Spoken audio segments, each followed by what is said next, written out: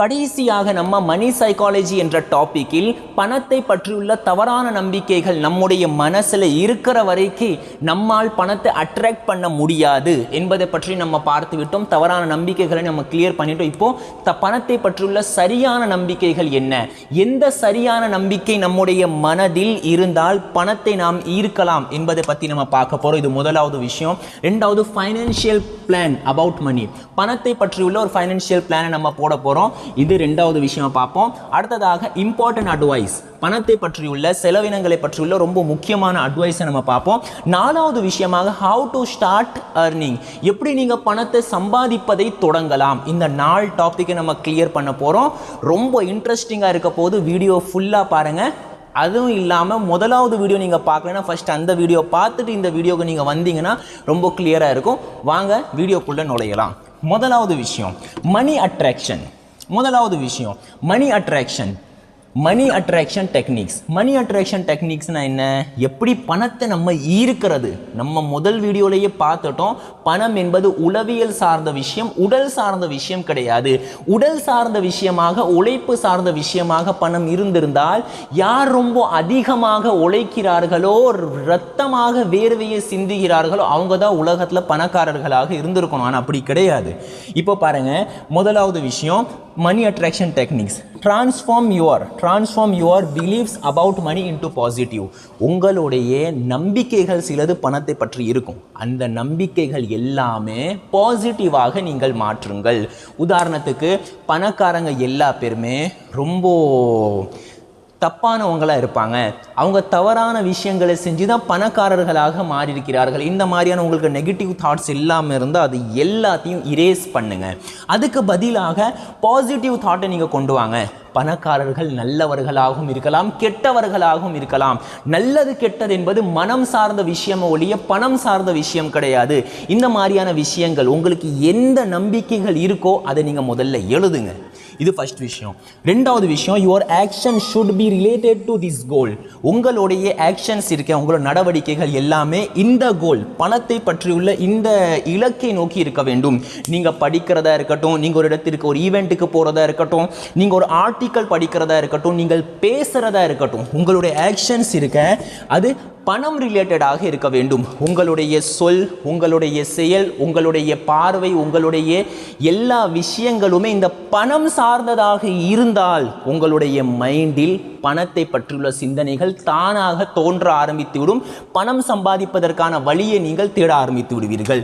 மூணாவது விஷயம், think about how wealthy people became successful. பணக்காரர்கள் எப்படி சக்சஸ்ஃபுல் ஆனார்களோ அதை நீங்கள் சிந்திக்க தொடங்குங்கள். இதுக்கு சரியான வழி என்ன தெரியுமா? தயவு செஞ்சு இந்த படத்தில் பார்க்காதீங்க. நம்ம ஒரு பணக்காரரை பற்றியுள்ள அந்த படத்தை பார்க்குறோம் பார்த்தீங்களா, இந்த பயோகிராஃபியை அதை படிக்கணும், படமாக பார்க்கக்கூடாது, பயோகிராஃபியை படிக்கணும். ஏன்னா நம்ம படிக்கும்போது தான் அவங்கள பற்றியுள்ள அந்த சின்ன சின்ன செயல்கள் இருக்குமே அது மைண்ட் ரொம்ப ஸ்லோவாக மெதுவாக ப்ராசஸ் பண்ணும். அது நீங்கள் சிந்திக்கிறதுக்கு, உங்களுடைய தாட் ப்ராசஸ் சேஞ்ச் ஆகிறதுக்கு ரொம்ப உதவியாக இருக்கிறது ரீடிங் தான். படிக்க தொடங்குங்கள். ஒரு சில புக்குகளை நான் சஜஸ்ட் பண்ணுறேன். முதலாவது விஷயம் திங்க் அண்ட் க்ரோ ரிச். இதை விட ரொம்ப சிறந்த புக் வரலாறுலே கிடையாது, திங்க் அண்ட் க்ரோ ரிச். ரெண்டாவது புக்கு என்னது, power of the subconscious mind. இந்த புக்கை படிங்க. மூணாவது விஷயம் த சீக்ரெட். இந்த மாதிரி புத்தகங்களை நீங்கள் படிச்சிங்கன்னா பணக்காரர்கள் எப்படி சிந்திக்கிறாங்கன்னு உங்களுக்கு தெரிஞ்சிடும். Think about how wealthy people become successful. அடுத்தது focus and concentration are essential. உங்களுடைய ஃபோக்கஸ், உங்களுடைய கவனம், உங்களுடைய கான்சன்ட்ரேஷன் ரொம்ப முக்கியமானது. ஒரு நாள் பணத்தை பற்றி யோசிச்சிட்டீங்க, அடுத்த நாள் ஏழ்மையை பற்றி யோசிக்கிறீங்க. ஒரு நாள் பணக்காரர்களை பற்றி படிச்சிட்டீங்க, ரெண்டாவது நாள் ஏழைகளை பார்த்து அவங்கள மாதிரி நம்ம ஆகிவிடுவோமோ என்ற பயம் உங்களுக்கு ஏற்படுகிறது என்றால் உங்களுடைய அட்ராக்ஷன் ஃபெயில் ஆகிவிடும். ரொம்ப ஃபோக்கஸாக இருக்கணும். நான் பணக்காரனாக ஆக போகிறேன், அந்த கோலில் நீங்கள் ரொம்ப உறுதியாக இருக்க வேண்டும். Feel and act like a wealthy person. பணக்காரங்க எப்படி ஃபீல் பண்ணுவாங்களோ, பணக்காரங்க எப்படி நடவடிக்கை அமைத்து கொள்வார்களோ அந்த மாதிரி நீங்கள் நடக்க வேண்டும், அந்த மாதிரி நீங்கள் அமைத்து கொள்ள வேண்டும். எனக்கு தெரிஞ்ச சொந்தக்காரங்க ஒருத்தவங்க இருக்கிறாங்க, அவங்களுக்கு நிறைய கடன் இருக்குது. ஆனால் அவங்கள பார்த்தா வச்சுக்கோங்கள, உண்மையில சொல்கிறேன், பல கோடி அவங்களுடைய அக்கௌண்ட்டில் இருக்கிற மாதிரி நமக்கு ஃபீல் ஆகும். அவங்க பேசுகிற விஷயம், அவங்க காட்டக்கூடிய ஆட்டிடியூட், அவங்களுடைய நடவடிக்கைகள் அவ்வளோ துல்லியமாக இருக்கும். ஹெட்வேட்டாக இருக்க மாட்டாங்க, பாசமாக அன்பாக இருப்பாங்க. ஆனால் அவங்களுக்கு இவ்வளோ கடன் இருக்கா, இவ்வளோ அவங்களுக்கு சுமை இருக்கா, பார்த்தா சொல்லவே முடியாது. அவங்களோட ட்ரெஸ்ஸிங் சென்ஸாக இருக்கட்டும், அவங்க பேசுகிற விஷயமா இருக்கட்டும், எப்போ எவ்வளோ பெரிய பணக்காரராக இருக்காருன்னு நம்ம நினைப்போம். ஆனால் அப்படி கடன் இருக்கும். இப்போ அவர் அந்த மாதிரி ஒரு மைண்ட் செட் அவருக்கு இருக்கிறதுனால நிறைய ஃபெயிலியர் அவருக்கு வந்தும், நிறைய இழப்புகள் அவருக்கு வந்தும், அடுத்தடுத்த கட்டமாக அவர் போயிட்டே இருக்காரு. அடுத்தடுத்த கட்டமாக நிறைய பிஸ்னஸ்களை தொடங்கிட்டே இருக்கார். எந்த மாதிரி பிரச்சனைகளை அவர் சந்திச்சிருக்காருன்னா, அந்த மாதிரி பிரச்சனைகள் நம்ம வாழ்க்கையில் வந்தால் அல்லாஹ் பாதுகாக்கணும், இறைவன் பாதுகாக்கணும். நீங்கள் தற்கொலை கூட பண்ணிடுவீங்க. அந்த மாதிரி பிரச்சனைகளை ஃபேஸ் பண்ணிவிட்டு இன்றைக்கி அவர் கெத்தாக நிற்கிறாருன்னா ஒரே ஒரு விஷயம் தான், ஃபீல் அண்ட் ஆக்ட். அவருடைய உணர்வும் அவருடைய நடவடிக்கையும் ரெண்டுமே பணக்காரர்களை மாதிரி இருக்குது. எனக்கு இவ்வளோ பெரிய லாஸ் ஆகுதுன்னா அடுத்த நான் திருப்பி சம்பாதிச்சிருவேன், அதில் ஒரு பெரிய விஷயமா இப்படி தான் அவர் சொல்லுவார். நான் சொல்ல வர்றது, நீங்கள் பேசுகிறது, நீங்கள் ஃபீல் பண்ணுறது, நீங்கள் ஆக்ட் பண்ணுறது ஒரு பணக்காரரை போன்று இருக்க வேண்டும். Meet and interact with many wealthy people. அதிகமான பணக்காரர்களோடு நீங்கள் இன்ட்ராக்ட் பண்ண வேண்டும், சந்திப்பை ஏற்படுத்த வேண்டும். அவங்க கூட நீங்கள் சந்திக்கும் பொழுது, அவங்களுடைய ஆறால நீங்கள் இருக்கும் பொழுது, அவங்களுடைய தாட் ப்ராசஸ் உங்களுக்கு புரியும், அவங்க எப்படி சிந்திக்கிறாங்கன்னு உங்களுக்கு புரியும். ஏன் இந்த மாதிரி விஷயங்கள்லாம் நம்ம செய்யணும்னா ஒரு முக்கியமான காரணத்தை நான் சொல்லிடுறேன் பாருங்கள். பல கோடி மக்கள் இருக்கிறாங்க, ஆனால் அதில் சில சதவீதமான 1%, 2% மக்கள் மட்டும் எப்படி பணக்காரனாக ஆகிறாங்கன்னா, ஏன்னா அவங்களுடைய சிந்தனை, அவங்களுடைய நடவடிக்கை, அதை நம்ம நேரடியாக இருந்து கற்றுக்கணும். அதுக்காக வேண்டி நம்ம அவங்கள சந்திக்கணும், அவங்கள இன்ட்ராக்ட் பண்ணணும். இந்த 2 விஷயம், இந்த 6 விஷயம் உங்களுடைய வாழ்க்கையில் இருந்துச்சுன்னா பணத்தை நீங்கள் உங்களின் ஈர்க்க தொடங்கி விடுவீர்கள். இது ஃபர்ஸ்ட் விஷயம் முடிஞ்சிருச்சா? 2வது விஷயம், ஃபைனான்ஷியல் அட்வைஸ். ஃபைனான்ஷியல் பிளான் எப்படி போடணும்? முதல்ல அலாட்மெண்ட், பர்சன்டேஜ், அதுக்கடுத்த மொத்த அமௌண்ட். இப்போ நீங்கள் பாருங்கள், டெம்பரரி சேவிங் இருக்க, இதை நீங்கள் தற்காலிகமாக சேவ் பண்ணியிருக்கீங்க, ஒரு 4-5 மாதத்துக்குள்ளே நீங்கள் செலவு பண்ண போகிறீங்க பாருங்கள். அதுக்காக வேண்டி நீங்கள் ஒரு 5% சேமிச்சுக்கோங்க. டெம்பரரி சேவிங்க்கு எக்ஸாம்பிள் என்ன? உங்களுடைய குழந்தைகளுக்கு ஃபீஸ் கட்டணும், உங்களுடைய பண்டிகைக்காக வேண்டி நீங்கள் ட்ரெஸ் எடுக்கிறதா இருக்கட்டும், இது எல்லாமே டெம்பரரி சேவிங்காக யூஸ் ஆகும். பண்டிகை என்பது வருஷத்துக்கு ஒரு தடவை வரும். குழந்தைகளுடைய ஃபீஸு ஒரு 6 மாதத்துக்கு ஒரு தடவை, ஒரு வருஷத்துக்கு ஒரு தடவை கொடுக்குற மாதிரி இருக்கும். அதுக்காக வேண்டி நீங்கள் 5% உங்களுடைய மொத்த வருமானத்திலிருந்து நீங்கள் ஒதுங்க. உதாரணத்துக்கு 20,000 நீங்கள் சம்பாதிக்கிறீங்க, அதிலிருந்து 5% எவ்வளோ? 1000 ரூபா நீங்கள் ஒவ்வொரு மாதமும் நீங்கள் ஒதுக்க வேண்டும். அடுத்த லாங் டேர்ம் இன்வெஸ்ட்மெண்ட்டுக்காக வேண்டி, இந்த இன்வெஸ்ட்மெண்ட் எதுக்குன்னா, இந்த லாங் டேர்ம் இன்வெஸ்ட்மெண்ட், இதை நீங்கள் இன்வெஸ்ட் செஞ்சு மறந்துடணும், ஞாபகத்தில் வச்சிக்கவே கூடாது. அந்த மாதிரியான இன்வெஸ்ட்மெண்ட், அது 10 வருஷமோ 15 வருஷமோ 20 வருஷத்திற்காக வேண்டி நீங்கள் அப்படியே அதை விட்டுறணும்.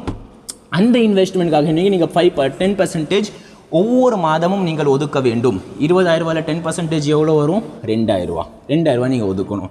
அடுத்த எசென்ஷியல் நீட், உங்களுடைய அத்தியாவசிய தேவைகளுக்காக வேண்டி நீங்கள் 70%. 20,000 ரூபா நீங்கள் சம்பாதிக்கிறீங்கன்னா 14,000 ரூபா நீங்கள் ஒவ்வொரு மாதமும் செலவு செய்கிறது நார்மலான விஷயம் தான். உங்களுடைய சாப்பாடு செலவாக இருக்கட்டும், அத்தியாவசிய சில தேவைகளாக இருக்கட்டும், அதுக்காக வேண்டி நீங்கள் 14,000 ரூபாவை கண்டிப்பாக செலவு பண்ணுவீங்க. அதுக்கு அடுத்தது என்டர்டெயின்மெண்ட் அண்ட் ஜென்ரல், அதாவது நீங்கள் பொழுதுபோக்குக்காக வேண்டி ஒரு இடத்துக்கு போவீங்க, சுற்றி பார்க்குறதுக்கு போவீங்க, சொந்தக்காரர்களை சந்திக்க போவீங்க, இல்லைனா ஏதோ ஒன்று ஒரு கடையில் போய் சாப்பிட்றீங்க, இது எல்லாமே என்டர்டெயின்மெண்ட் தானே. அதுக்காக வேண்டி நீங்கள் 15% ஒவ்வொரு மாதமும் ஒதுக்கணும். ஆக மொத்தம் பாருங்கள், இதுதான் டோட்டல் 20,000 வச்சு நீங்கள் இப்படி உங்களுடைய பட்ஜெட்டை அமைக்க வேண்டும். இதுக்கு மாற்றமாக நீங்கள் செஞ்சீங்கன்னா, இதுக்கு மாற்றமான என்ன, இந்த என்டர்டெயின்மெண்ட் இருக்கா, இங்கே நீங்கள் அதிகப்படுத்திட்டீங்க, இதில் நீங்கள் அதிகப்படுத்திட்டீங்க, அல்லது எசென்ஷியல் நீட் இருக்கா, இதை நீங்கள் அதிகப்படுத்திட்டீங்கன்னா உங்களுடைய அமௌண்ட், பட்ஜெட் அமௌண்ட் இருக்கா, அது அப்படியே அதிகமாகிட்டே இருக்கும். நீங்கள் கடன் வாங்க தொடங்குவீங்க, இல்லைனா நீங்கள் சேமிக்கவே முடியாது. இந்த 2ல் நீங்கள் அதிகத்தை ஏற்படுத்தினா, எசென்ஷியல் நீடும் என்டர்டெயின்மெண்ட், 2 ஈல நீங்கள் அதிகப்படுத்தினா என்ன ஆயிரும்? உங்களுடைய பட்ஜெட்டு அதிகமாகிக் கொண்டே இருக்கும், நீங்கள் கடனாளி ஆகிவிடுவீர்கள், உங்களால் சேமிக்க முடியாது. நீங்கள் எங்கே அதிகப்படுத்தணும் தெரியுமா? லாங் டேர்ம் இருக்கா. இங்கே டெம்பரரியில் நீங்கள் சேவிங் பண்ணி தான் ஆகணும். அது போக நீங்கள் அதிகமாக கவனம் செலுத்துறது லாங் டேர்ம் இன்வெஸ்ட்மெண்ட் தான். இதில் நீங்கள் அதிகப்படுத்தணும். நீங்கள் எந்த அளவுக்கு சம்பாதிக்கிறீங்களோ உங்களுடைய முழு கவனமும் இந்த லாங் டேர்ம் இன்வெஸ்ட்மெண்ட்டில் இருக்க வேண்டும். லாங் டேர்ம் இன்வெஸ்ட்மெண்ட்டில் நீங்கள் எவ்வளோ அதிகமாக கவனம் செலுத்துவீர்களோ அந்த அளவிற்கு அதிகமாக நீங்கள் பணக்காரர்களாக ஆகிக்கொண்டே இருப்பீர்கள். அந்த அளவுக்கு நீங்கள் வாழ்க்கையில் முன்னேறி கொண்டே இருப்பீர்கள். இதான் ஃபைனான்ஷியல் பிளான். இப்படி நீங்கள் உங்களுடைய பொருளாதாரத்தை வச்சு எசென்ஷியல் நீடையும் என்டர்டெயின்மெண்ட் கோலையும் நீங்கள் அதில் ரொம்ப அதிகமாக செலவு பண்ணாமல் லாங் டேர்ம் இன்வெஸ்ட்மெண்ட்டில் நீங்கள் சேவிங்ஸில் நீங்கள் கவனம் செலுத்தினா நீங்கள் பணக்காரர்களாக ஆகலாம். அடுத்தது ஒரு இம்பார்ட்டண்ட்டான அட்வைஸ் இது நான் சொல்ல போகிறேன். முதலாவது, to not spend before income arrives. உங்களுடைய பணம், உங்களுடைய இன்கம் வருவதற்கு முன்னாடியே செலவு செய்யாதீங்க. முதல்ல பணம் வரட்டும். நிறைய பேர் என்ன பண்ணுவாங்கன்னா, அடுத்த மாதம் சம்பளம் வரலை, அடுத்த மாதத்திற்கான சம்பளம் வரலை, ஆனால் இப்போவே என்ன பண்ணிடுவாங்க, மீஷோவில், ஃப்ளிப்கார்ட்டில், அமேசானில் எல்லாத்துலேயுமே ஒரு விஷயத்தையும் பை பண்ண ஆரம்பிச்சிருவாங்க, வாங்க தொடங்கி விடுவார்கள். இப்போ அடுத்த மாதம் பொருள் வரும் பாருங்கள், அடுத்த மாதம் அந்த சம்பாத்தியம் வரும் பாருங்கள், அந்த சம்பளம் வந்த உடனே காலியாக போயிடும். எதுவுமே புரியாது, என்னடா பண்ணும் எதுவுமே புரியாது, ஃபுல்லாக பிளாங்க் ஆயிரும் மைண்டு. இது ஏற்படுறதுக்கு காரணம் என்ன? பணம் வருவதற்கு முன்னாடி நம்ம ஸ்பெண்ட் செஞ்சது. இது கூடாது. பணம் வரட்டும், அதுக்கடுத்த கையில் வந்ததுக்கப்புறம் இல்லை உங்கள் அக்கௌண்ட்டுக்கு வந்ததுக்கப்புறம் அதுக்கடுத்த நீங்கள் பிரித்து கணக்கு போட்டு வாங்குங்க. அவேர்னஸ் ஆஃப் பர்ச்சேசிங், வாங்குவதற்கான பர்ச்சேசிங் உடைய அவேர்னஸ் உங்களுக்கு இருக்க வேண்டும். சும்மா கண்டதெல்லாம் வாங்கக்கூடாது. ஒரு பொருளை நீங்கள் வாங்குறீங்கன்னா முதலாவது விஷயம், அந்த பொருள் உங்களுக்கு தேவையா என்று நீங்கள் யோசிப்பதற்காக வேண்டி குறைஞ்சபட்சமாக 4 மணி நேரத்தையாவது ஒதுக்க வேண்டும். ரொம்ப நல்லது என்னன்னா, ஒரு நாள் அப்படியே விட்டுருங்க. உங்களுக்கு ஒரு பொருள் வாங்கணும்னு தோணுதா, ஒரு ட்ரெஸ்ஸோ அல்லது ஒரு பொருளோ ஏதாவது ஒன்று வாங்கணும்னு தோணுதா, உங்களுக்கு கரெக்டாக ஒரு நாள் டிலே பண்ணுங்க. அடுத்த நாள் யோசிங்க வாங்கணுமா இல்லையான்னு. அடுத்த நாள் வாங்குறதுக்கு முயற்சி பண்ணுங்கள். ஆனால் ஒரு நாள் டிலே பண்ணுங்கள். நினச்ச உடனேயே வாங்கிடாதீங்க. ஏன்னா உங்களுக்கு தெரியாமல் உங்களை சுற்றி உள்ளவர்கள் உங்களை இன்ஃப்ளூயன்ஸ் பண்ணியிருப்பாங்க. நீங்கள் யூடியூப் பார்த்துட்டு இருக்கீங்க, இன்ஸ்டா பார்த்துட்டு இருக்கீங்க, ஏதாவது ஒரு விளம்பரம் வருது, நீங்கள் அதை பார்த்துட்டு உடனே இன்ஃப்ளூயன்ஸ் ஆகி இது நமக்கு தேவைன்னு நினச்சி நீங்கள் ஆர்டர் கொடுத்துருவீங்க. அப்போ தான் தெரியும், பின்னாடி தான் தெரியும் உங்களுக்கு தேவையில்லாத ஒன்றாக இருந்திருக்கும். அதனால் முடிஞ்ச வரைக்கும் நீங்கள் பர்ச்சேஸ் பண்ணுறதை டிலே பண்ணுங்கள். இது 2வது விஷயம். அதே மாதிரி பர்ச்சேஸ் பண்ணும்போது 2வது விஷயம், நீங்கள் எந்த பொருளை வாங்குறீங்களோ அதை முழுமையாக பயன்படுத்த தொடங்குங்க. முழுமையாக அதனுடைய பயன்பாடு இருக்க வேண்டும். உதாரணமாக சில பேர் முட்டாள்தனமாக பண்ணுவாங்க. 5 வாட்ச் வாங்குவாங்க. 5 அவசியமா? 1 தானே போட போகிறோம், 1 வாங்கினா போதும், இது உடையட்டும், இது என்ன சொல்கிறது நாசமாக போட்டோம், அதுக்கடுத்து இன்னொன்று வாங்கலாம். ஒரு ஃபோன் இருக்கும், இன்னொரு ஃபோனை வாங்குவாங்க. ஒரு ஃபோனுடைய கவர் இருக்கும், பவுச் இருக்கும், இன்னொரு பவுச்சை போய் வாங்குவாங்க. வண்டிக்கு அப்படி தான் ஒரு கலர் நல்லா தான் இருக்கும், அதை சேஞ்ச் பண்ணி இன்னொரு கலரை ஏற்றுவாங்க. எதுக்கு அப்படி? உங்களால் வாங்கப்படுகிறது, உங்களுக்கு அத்தியாவசியமாக இருக்கும், அதை வாங்கிட்டு அதை முழுமையாக பயன்படுத்துங்க. இது பர்ச்சேசிங்கை பற்றியுள்ள அட்வைஸ். அடுத்த 3வது விஷயம், அவாய்டு பீயிங் கிரீடி.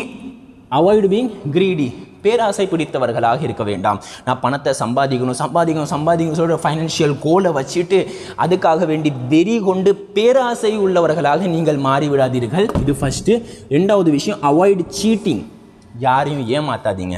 அதாவது தன்வினை தன்னை சுடும்னு சொல்லுவாங்க. உண்மையில் சொல்கிறேன், இது நிறைய பேர்களுடைய வாழ்க்கையில் நான் பார்த்துருக்கேன். யாரில் ஏமாற்றத்தின் மூலமாக சம்பாதித்தார்களோ அது தற்காலிகம் தான். அது பின்னாடி அதை அவர்கள் இழந்து விட்டார்கள்.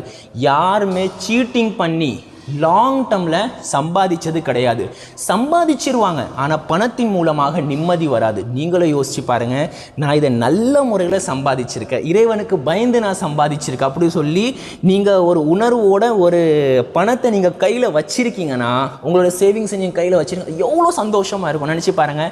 இல்லைனா நீங்கள் வாழ்க்கையில் உங்களுக்கு இந்த அனுபவம் இருக்கக்கூடாது. அப்படி இருந்திருந்தால் நீங்கள் யோசிச்சு பாருங்கள், ஒருவருடைய பொருளை நீங்கள் அபகரிச்சிட்டீங்க, ஒருவருடைய ஒரு 100 ரூபாயோ 50 ரூபா நீங்கள் அவருடைய விருப்பம் இல்லாமல் நீங்கள் சாப்பிட்டு இருந்தீங்கன்னா உங்களுக்கு எவ்வளோ குற்ற உணர்ச்சி இருக்கும். குற்ற உணர்ச்சி தரக்கூடிய எந்த பொருளாதாரமும் எந்த முன்னேற்றமும் உங்களுக்கு தேவையே கிடையாது. இது மைண்டில் வச்சுக்கோங்க. கிரீடியாக இருக்காதீங்க, சீட்டிங் பண்ணாதே, மாதிரி ஸ்டீலிங் திருடாதீங்க, லாசிங் ஸ்லீப், தூக்கத்தை இழந்து நீங்கள் பணத்தை சம்பாதிக்க வேண்டி கிடையாது.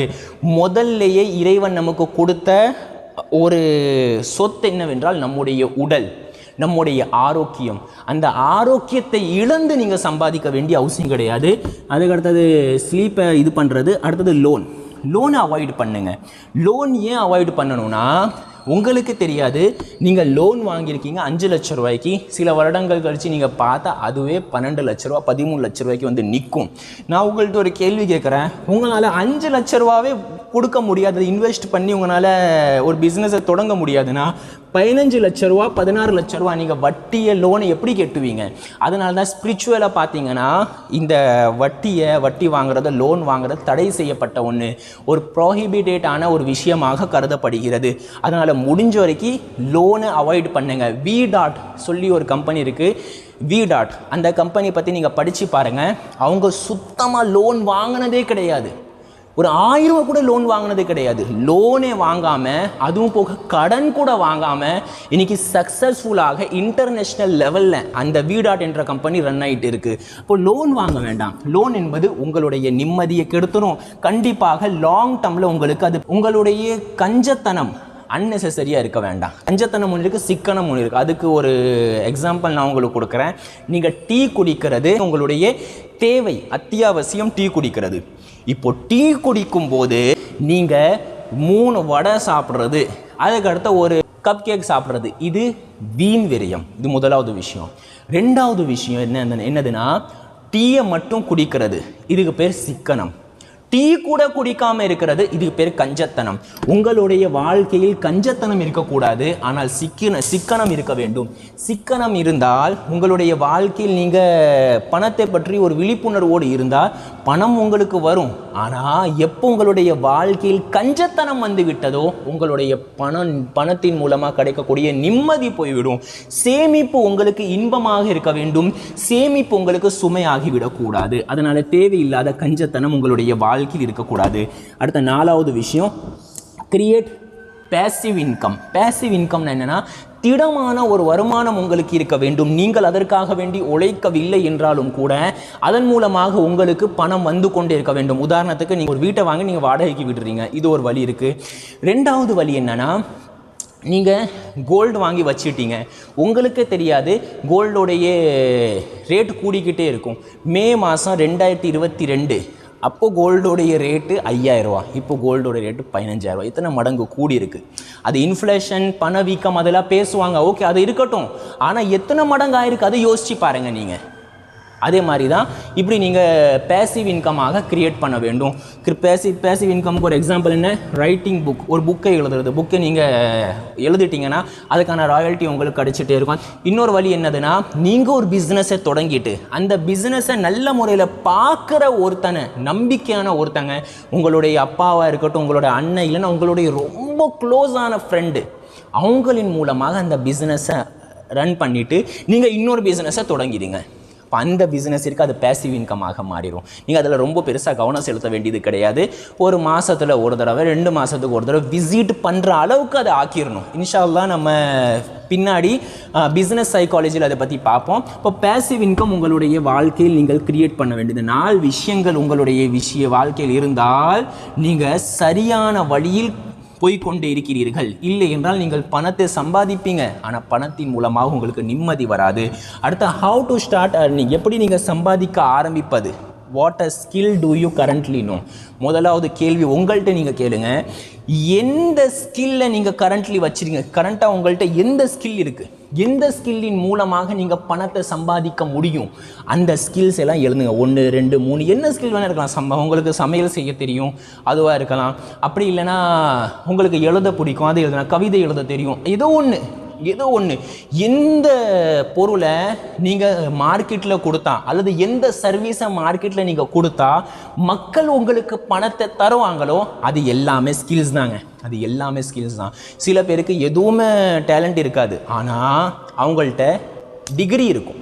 டிகிரியின் மூலமாக அவங்க ஒரு வேலையில் சேர்ந்து அல்லது ஒரு கோச்சிங் சென்டர் ஆரம்பித்து ஏதோ ஒன்று பண்ணிவிட்டு அதன் மூலமாக சம்பாதிக்க தொடங்கலாம். ஏதாவது ஒரு ஸ்கில் உங்கள்கிட்ட இருக்க வேண்டும். அடுத்த 2வது விஷயம், what do you need to earn money. நீங்கள் பணத்தை சம்பாதிப்பதற்காக வேண்டி உங்களுக்கு என்ன தேவை, எந்த ஸ்கில்ஸை நீங்கள் இம்ப்ரூவ் பண்ணணும், அந்த ஸ்கில்லை எல்லாமே நீங்கள் இம்ப்ரூவ் பண்ணணும். உதாரணத்துக்கு கம்யூனிகேஷன் ஸ்கில்லாக இருக்கட்டும், அதுக்கடுத்த சில சைக்காலஜி பேட்டர்னாக இருக்கட்டும், 3வது விஷயம் நீங்கள் சில புத்தகங்களை படிக்கிறதா இருக்கட்டும். இந்த மாதிரியான விஷயங்களை நீங்கள் இதன் மூலமாக பணத்தை சம்பாதிக்க முடியுமோ அந்த விஷயங்களை எல்லாமே நீங்கள் வரிசையாக எழுது. அதுக்காக வேண்டி நீங்கள் செய்ய வேண்டிய ரொம்ப முக்கியமான விஷயம், get out of comfort zone. உங்களுடைய கம்ஃபர்ட் ஜோனை விட்டும் வெளியே வாங்க. நீங்கள் உங்களுடைய கம்ஃபர்ட் ஜோன்லேருந்து வெளியே வரலன்னா இப்போ நான் சொன்ன எல்லா விஷயமும் ஜஸ்ட் ஃபார் இன்ஃபர்மேஷன் ஆகிவிடும். நீங்கள் உங்களுடைய கம்ஃபர்ட் ஜோன்லேருந்து வெளியே வந்தீங்கன்னா இது உங்களுக்கு வாழ்க்கையில் உதவியாக இருக்கும். இல்லைனா வெறுமனையாக நீங்கள் ரீல்ஸ் பார்க்குற மாதிரி மற்ற வீடியோகளை பார்க்குற மாதிரி எல்லாமே ஒரு வீணான செய்தி மாதிரி உங்களுடைய மைண்டில் ஸ்டோராக இருக்கும். அதனால் இதுக்காக வேண்டி ஒரே ஒரு ஸ்டெப் எடுங்க. ஒரே ஒரு ஸ்டெப் நீங்கள் என்ன எடுக்கலாம், உங்கள்கிட்ட இருக்கிற ஸ்கில் என்ன, எந்த ஸ்கில்லை நீங்கள் இம்ப்ரூவ் பண்ணால் நீங்கள் பணத்தை சம்பாதிக்க முடியும். இந்த 2 விஷயத்தை உடனடியாக நீங்கள் உங்களோட நோட்லேயோ அல்லது இந்த கமெண்ட் பாக்ஸில் நீங்கள் எழுதுங்க. அடுத்த வீடியோவில் சந்திப்போம். மறக்காமல் இந்த வீடியோவை மற்றவங்களுக்கு ஷேர் பண்ணுங்கள். பாய்.